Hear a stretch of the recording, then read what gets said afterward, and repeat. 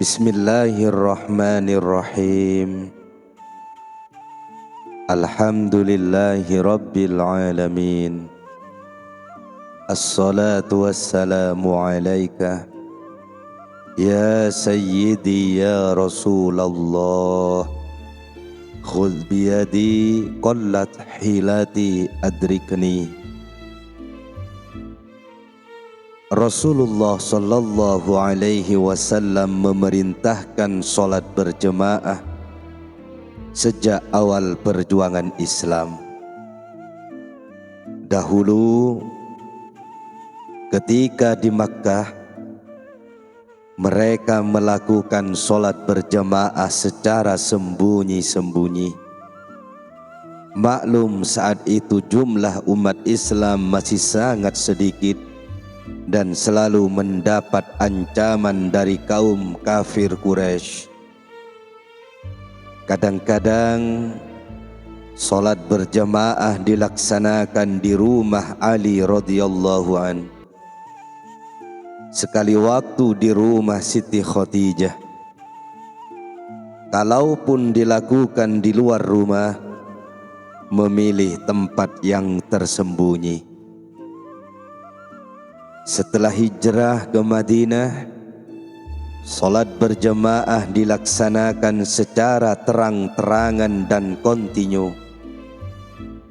Bahkan Rasulullah mendapatkan salat berjemaah di masjid sebagai ritual ibadah yang sangat mulia.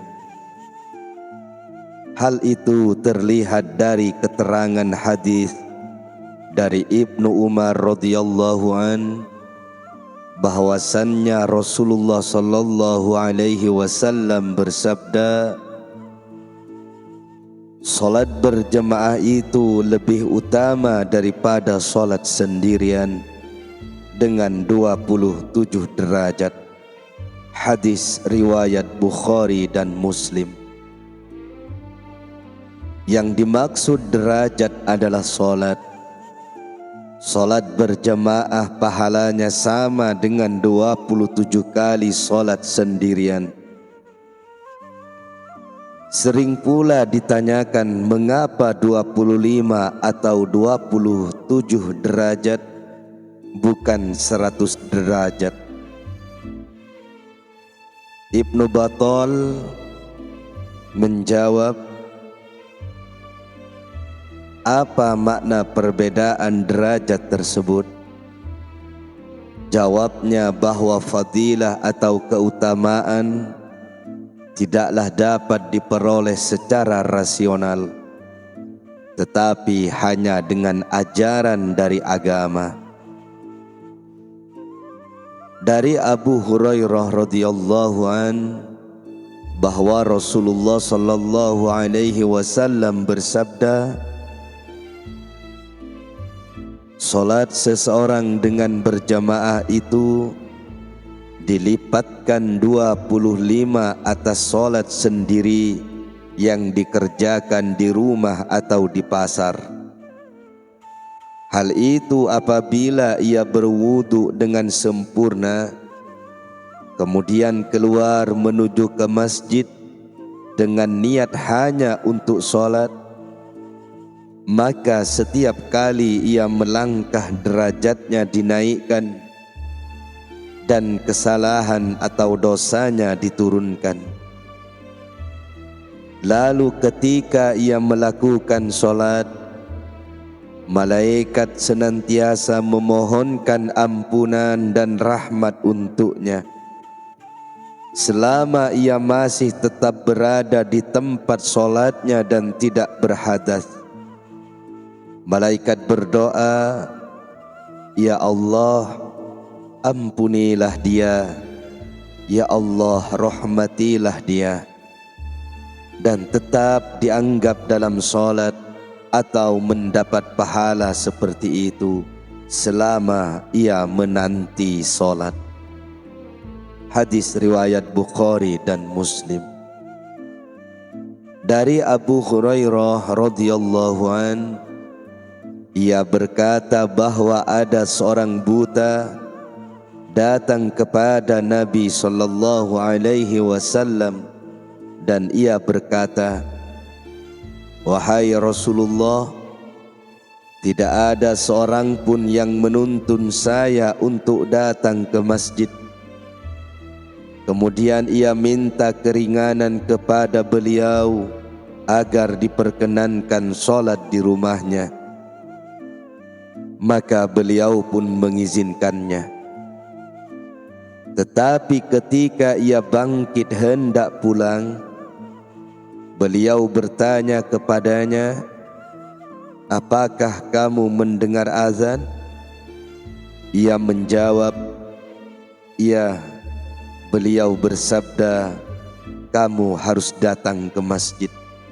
Hadis riwayat Muslim. Dari Abdullah, ada yang memanggilnya dengan Amar bin Qais, yang terkenal dengan Ibnu Ummi Maktum radhiyallahu an, bahwasannya ia berkata, "Wahai Rasulullah, sesungguhnya di kota Madinah ini banyak hal-hal yang membahayakan dan binatang buas." Rasulullah sallallahu alaihi wasallam bersabda, "Apabila kamu mendengar hayya 'alas shalah, hayya 'alal falah, maka kamu harus mendatanginya." Hadis riwayat Abu Daud.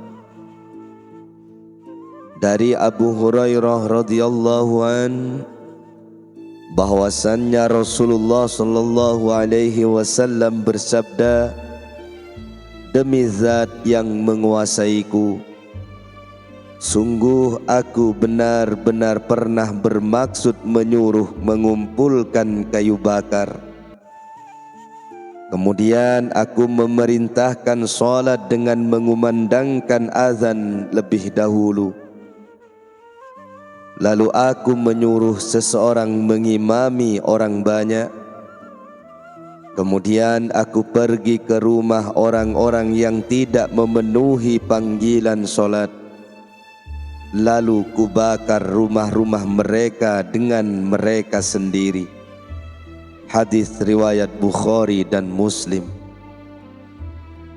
Dari Ibnu Mas'ud radhiyallahu an, ia berkata, "Barang siapa merasa senang apabila bertemu dengan Allah Ta'ala besok pada hari kiamat dalam keadaan muslim, maka hendaklah ia memelihara salat pada waktunya ketika mendengar suara azan. Sesungguhnya Allah telah mensyariatkan kepada Nabi Muhammad sallallahu alaihi wasallam jalan-jalan petunjuk. Sedangkan solat itu termasuk jalan-jalan petunjuk. Seandainya kalian melakukan solat itu di rumah sebagai kebiasaan orang yang tidak suka berjamaah, niscaya kalian telah meninggalkan sunnah Nabi, pasti kalian sesat. Aku benar-benar melihat di antara kita tidak ada yang meninggalkan solat berjamaah, kecuali orang-orang munafik yang benar-benar munafik. Sungguh pernah terjadi seorang lelaki diantar ke masjid. Ia terhuyung-huyung di antara dua orang sampai ia berdiri dalam shaf. Hadis riwayat Muslim. Dari Abu Darda radhiyallahu an, ia berkata, "Saya mendengar Rasulullah sallallahu alaihi wasallam bersabda, apabila di suatu desa atau kampung terdapat 3 orang dan di situ tidak diadakan solat jamaah, niscaya mereka telah dikuasai oleh setan. Oleh karena itu, hendaklah kamu sekalian selalu mengerjakan solat dengan berjamaah sebab serigala itu hanya menerkam kambing yang jauh terpencil dari kawan-kawannya. Hadis riwayat Abu Daud. Dari Utsman bin Affan radhiyallahu an, ia berkata, saya mendengar Rasulullah sallallahu alaihi wasallam bersabda, barang siapa yang solat isya dengan berjamaah, seolah-olah ia mengerjakan solat setengah malam. Dan barang siapa yang solat subuh dengan berjamaah, seolah-olah ia mengerjakan solat semalam suntuk. Hadis riwayat Muslim. Di dalam riwayat Tirmidzi radhiyallahu an, bahwasannya Rasulullah sallallahu alaihi wasallam bersabda, barang siapa mengerjakan solat isya dengan berjamaah, maka ia dianggap mengerjakan solat setengah malam. Dan barang siapa mengerjakan solat isya dan subuh dengan berjamaah, maka ia dianggap mengerjakan solat semalam suntuk. Hadis riwayat Tirmidzi. Dari Abu Hurairah radhiyallahu an, bahwasannya Rasulullah sallallahu alaihi wasallam bersabda, seandainya manusia mengetahui keutamaan solat isya dan subuh, tentu mereka mendatangi keduanya walaupun dengan merangkak. Hadis riwayat Bukhari dan Muslim.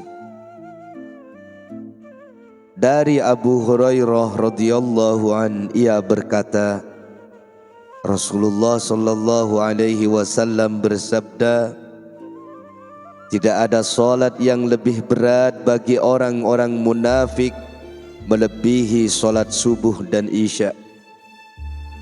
Seandainya mereka mengetahui keutamaan kedua solat itu, niscaya mereka mendatangi keduanya walaupun dengan merangkak. Hadis riwayat Bukhari dan Muslim. Abu Hurairah radhiyallahu an meriwayatkan bahwa Rasulullah sallallahu alaihi wasallam bersabda, siapa yang setiap pagi atau sore hari pergi ke masjid, untuknya Allah akan menyediakan hidangan di surga setiap pagi atau sore hari. Hadis riwayat Bukhari dan Muslim. Rasulullah sallallahu alaihi wasallam bersabda, siapa yang bersuci di rumahnya kemudian berjalan ke masjid untuk menunaikan solat fardu, maka semua langkahnya dihitung, yaitu satu untuk menghapus dosa dan yang kedua untuk menaikkan derajat. Hadis riwayat Muslim.